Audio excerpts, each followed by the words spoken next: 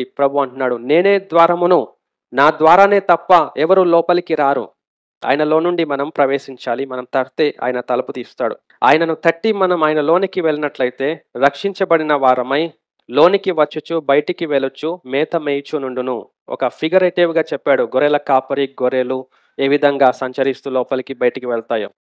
కానీ ఆత్మీయంగా మనం ప్రభునందు ఆయనకు అప్పగించుకొని ఆయన లోనికి వెళ్ళినప్పుడు అనుదినం మనం చనిపోతాం, పడుకున్నప్పుడు మళ్ళీ ప్రొద్దున లేస్తాం, మేలుకుంటాం, మళ్ళీ మనం బయటికి వస్తాం, ఆత్మీయ ఆహారం తింటూ ఉంటాం. ఆయన మన కాపరి, ఆయనలోనే ఉంటాం, రక్షించబడి ఉంటాం.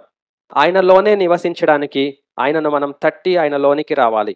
అందుకనే దేవుని వాక్యంలో ఉంది, క్రీస్తునందున్న వారు నూతన సృష్టి. ఆయన లోనికి వస్తే ఆయన కనిపిస్తాడు, మొత్తం ఆయనదే ఉంటది, మనది ఉండదు.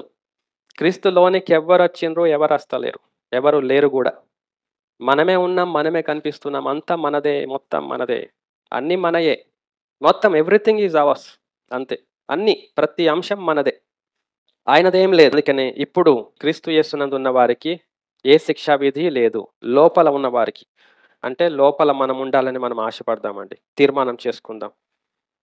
ఇవే మనం అడుగుదాం, ఇవే మనం వెదుగుతాం, ఇదే మనం తడదాం.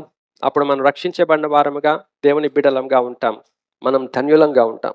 ఈ లోకంలో ఉన్న వాటివి దేవుడు అనుగ్రహిస్తూ ఉంటాడు. మనకు కావాల్సిన అక్కరలన్నీ ఆయన తీరుస్తాడు.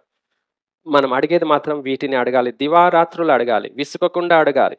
దివారాత్రులు మనము ఆయనలోనే జీవించాలి. దివారాత్రులు మనం ఆయనను వెతుకుతూ ఉండాలి, ఆయనను కనుగొనాలి.